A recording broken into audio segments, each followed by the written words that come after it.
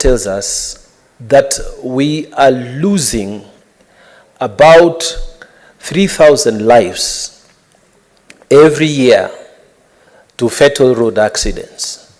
Madam Speaker, the cost of that has been put by Treasury to be about 300 billion, which is roughly 5% of our GDP. So in real times, we are losing the best of our population, the younger people. And I've said it in other forums, Madam Speaker, that when we are younger, we tend to think that that car must go beyond 120. You must step and see how it feels if the accelerator reaches the floorboards.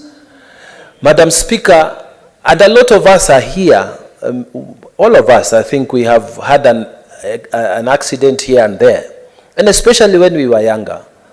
Madam Speaker, it will cost nothing to this government to put something in the curriculum that creates manners in road safety. It has to be inbuilt from when we are young. The way children nowadays are taught that you don't just throw pieces of paper on the road. The way that if you try to even throw a plastic bottle, your children will tell you, Dad, you're littering.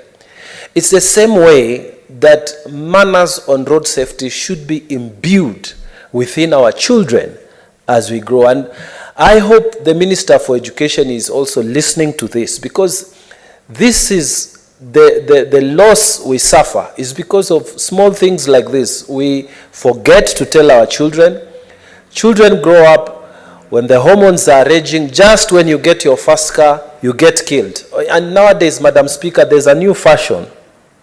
Our children will tell you, my ambition is to get a motorbike. And every time you hear a motorbike, your heart shudders, because you know how you used to be at that age, and you used to ride a ramshackle. But it was safer than what these people are. So, Madam Speaker, I believe that there is a case for us to adjust our curricula to increase the sensitivity around road safety. Madam Speaker, road safety should not be defined as arresting people, because NTSA has the funds, NTSA are the people who are there. Why can they create road champions? Madam Speaker, on National Condom Days, you have these guys walking all over. Why can't we have national road safety champions in big places like Voi, on us who travel down towards the coast, in places like Naikuru, Naivasha, for those who use that other road? We should have people always reminding us. It is not enough to put a car that has had a traffic accident to display. That's a step, but we need people to be talked to, matatu drivers, people to be talked to be preached to, because when we have a culture change in this country, Madam Speaker, we will be able to move forward. And also, finally, Madam Speaker, lighting. This goes to county government and national governments. On our highways, there are no lights. No lights at all, and no effort is put to put lights on those roads. Madam Speaker, where when you watch the television, you see where we lost Kelvin, it was completely dark. And that is a place which is misty. That's what the OCS was telling us, who was on the scene of what happened. Madam Speaker, we need lighting, and this is an issue that will cost so little as compared to what we are losing in this country, Madam Speaker. 300 billion annually is not a small amount.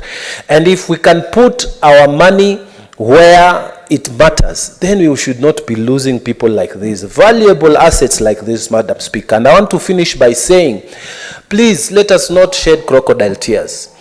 When we lost the last Vice President, Wamalwa Kijwana, the government went out, we bought a house, we did what during Mwai Kibaki's time. We can do the same for Mama, Kelvin, Kiptum, na watoto wake. We can do the same. We can buy them these things. The government can afford it, and the county government can support it, Madam Speaker. Let us not leave these people the way they are and shed crocodile tears, put Bendera half-mast, and then we give them nothing. It will be a shame to our country. Kelvin Kiptum will wake up and curse this country if his family and children are not taken care by us. I thank you, Madam Speaker. Senator Beatrice Ogola. Madam Speaker, I thank you for the opportunity to add my voice